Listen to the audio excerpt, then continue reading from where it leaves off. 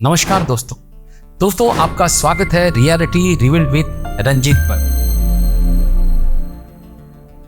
दोस्तों आज के इस वीडियो में हम बिहार की एक अनोखी यात्रा पर निकले। बिहार जो भारत के उत्तरी भाग में स्थित है, एक प्राचीन और समृद्ध इतिहास के साथ भरा हुआ है। दोस्तों इस राज्य का नाम सुनते ही हमारे दिमाग में एक साम्राज्य, संस्कृति और शौर्य का चित्र उठ खड़ा होता है। लेकिन बिहार की वास्तविकता क्या है? क्या वह राज्य वाकई में उन सभी स्थितियों और समस्याओं का सामना कर रहा है जिन्हें हम सुनते आ रहे हैं? जानेंगे कि किस प्रकार भारत का सबसे पावरफुल और सबसे समृद्ध राज्य बिहार आज किस हालात में है। तो दोस्तों चलिए शुरू करते हैं। इस वीडियो के माध्यम से हम जानेंगे कि बिहार की असली वास्तविकता क्या है। दोस्तों दिल्ली हो या नोएडा हो या गुड़गांव या फिर देश के कोने कोने में लगी हुई इंडस्ट्री, बिहार से आए हुए लोग आपको हर जगह नजर आ जाएंगे। हम सभी ये बात जानते हैं कि हर साल हजारों लोग बिहार से दूसरे राज्यों में नौकरी की तलाश में पलायन करते हैं। इसके कई कारण हो सकते हैं दोस्तों, लेकिन इसका एक सबसे बड़ा कारण यह है कि बिहार में अपनी खुद की कोई बड़ी इंडस्ट्री नहीं है। फैक्ट्रीज बढ़ने की जगह कम होती जा रही है। लेकिन क्या कारण है कि कोई भी बड़ी कंपनी बिहार में फैक्ट्री नहीं लगाना चाहती?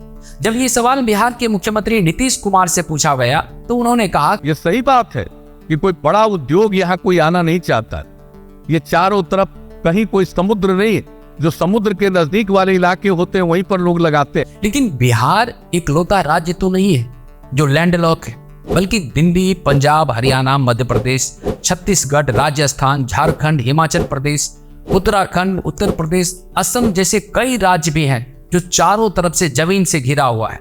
लेकिन इनमें से सभी राज्यों में बिहार के मुकाबले फैक्ट्रियां ज्यादा हैं। तो आखिर असली मामला क्या है? आखिर क्यों कंपनियों को बिहार पसंद नहीं है? दोस्तों बिहार एक ऐसा नाम है जिसे सुनकर एक ही ख्याल दिमाग में आता है, देश का सबसे पिछड़ा हुआ राज्य, जहां न तो शिक्षा की अच्छी व्यवस्था है और न ही रोजगार की। ये वही जगह है जहां पर आचार्य चाणक्य, आर्यभट्ट, राजेंद्र प्रसाद, जयप्रकाश नारायण, गौतम बुद्ध और महावीर जैसे महान व्यक्तियों का जन्म हुआ। इतना ही नहीं, अगर हम ब्रिटिश राज्य की बात करें तो पटना एक इंपॉर्टेंट ट्रेड सेंटर हुआ करता था। इतिहास के द्वारा हमें पता चलता है कि मुगल एरा से लेकर मॉडर्न पीरियड तक इस स्टेट का व्यापार इंडिया ओशियन से कनेक्टेड था। यहाँ के किसान रबी और खरीफ की फसल उगाते थे और इंडिया ओशियन के जरिए एक्सपोर्ट करते थे। लेकिन सवाल तो यह है कि सब कुछ इतना सही होने के बावजूद आखिर कैसे बिहार आज इतना पिछड़ा हुआ है? दोस्तों देश की आजादी के बाद देश में इंडस्ट्री ना के बराबर थी। बिहार और वेस्ट बंगाल भी पूरे देश का इंडस्ट्रियल स्पॉट हुआ करता था। लेकिन फिर भी देश की आजादी के बाद पूरे देश में इंडस्ट्री लगाने के लिए 1952 में सरकार एक पॉलिसी लेकर आई।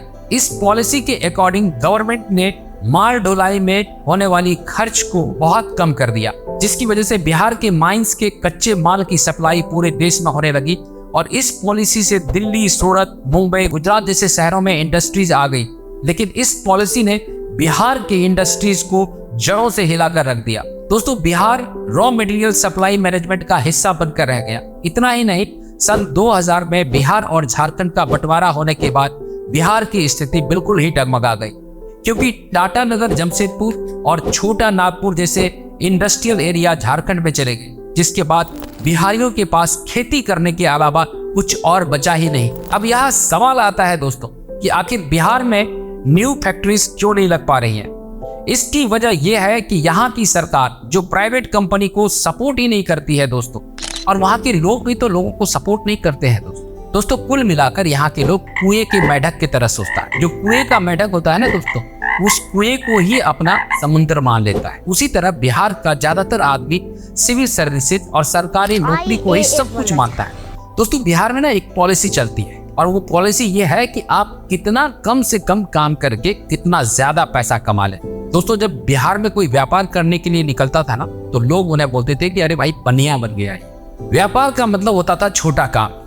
लेकिन अब सोच धीरे धीरे बदल भी रहा है दोस्तों सबसे बड़ी हास्यास्पद बात यह है कि आज भी बिहार के अंदर दहेज की रेट लिस्ट तय कर दी जाती है। अगर लड़का IAS IPS है ना, तो उसको 3 करोड़ से 4 करोड़ रुपया दहेज मिल सकता है। बेचारे अगर इंजीनियर या PCS ऑफिसर बन गए हैं तो थोड़ा कम से संतोष करना पड़ता है। अगर आप बैंक पीओ, दरोगा, स्टेशन मास्टर या टीचर हैं तो भैया आप निराश मत होइए, आपको भी 50 से 40 लाख रुपए का दहेज जरूर मिलेगा और साथ में आप चमचमाती कार का भी सपना देख सकते हैं। दोस्तों इवन जहां तक प्यून और सफाई कर्मी की बात है, वो भी खाली हाथ नहीं लौटता, उन्हें भी अच्छी खासी रकम मिल जाती है। सरकारी नौकरी का ना अपना अलग ही इज्जत है।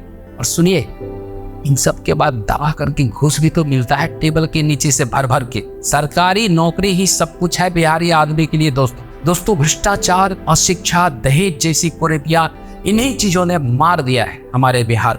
दोस्तों वही बिहार में कास्ट पॉलिटिक्स ज्यादा चलती है, डेवलपमेंट पॉलिसी बिल्कुल काम नहीं कर। भाई साहब वहां पर बात केवल जात पात की होती रह गई है, डेवलपमेंट कभी हुआ ही नहीं। जबकि हमें सोचना चाहिए कि केवल मेरी कास्ट ही नहीं, बल्कि अगर पूरे राज्य में खुशहाली आएगी तो सबका फायदा होगा ना, सबका भला होगा, पूरा बिहार ग्रो करेगा, तभी तो हम भी ग्रो करेंगे। खैर मुद्दे की बात पर लौटते हैं।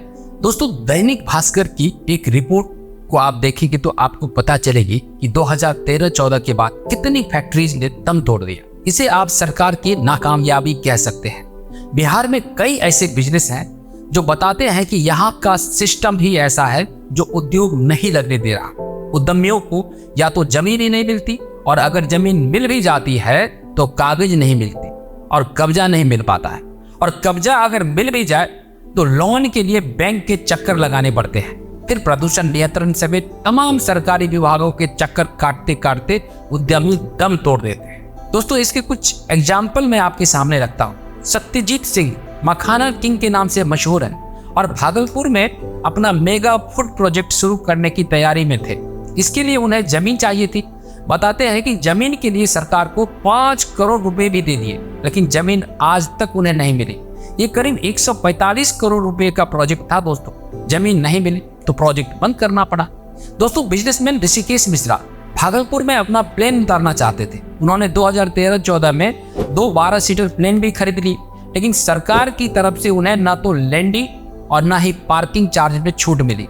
दोस्तों 15 से 20 करोड़ का नुकसान झेल चुके ऋषिकेश अब डीएम से लेकर स्मार्ट सिटी डीओ के दफ्तर के चक्कर काट रहे हैं। दोस्तों इसके अलावा कई छोटी छोटी कंपनी ने बिहार में अपने आप को सेटअप करने की कोशिश की, लेकिन उनके हाथों केवल निराशा ही लगी और यहाँ पर पहले से सेटअप कंपनी ने भी अपनी दम तोड़ दिया, जिसका सबसे बड़ा एग्जाम्पल है शुगर मिल। बिहार में आधे से ज्यादा शुगर मिल पर ताले लग चुके हैं दोस्तों। 1960-70 के दशक में बिहार का शुगर के प्रोडक्शन में 40% से ज्यादा का कंट्रीब्यूशन था, लेकिन आज ये आंकड़ा 5% से भी कम रह गया है। हर साल आने वाली बाढ़ से भी बिहार को हजारों करोड़ रुपए का नुकसान होता है।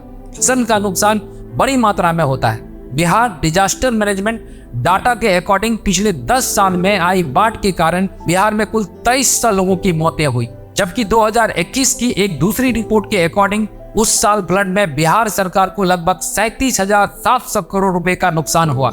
वहीं दूसरी तरफ बढ़ती हुई जनसंख्या, सीमित कृषि भूमि और उद्योग की कमी ने बड़ी संख्या में लोगों को बिहार से पलायन करने के लिए मजबूर कर दिया है।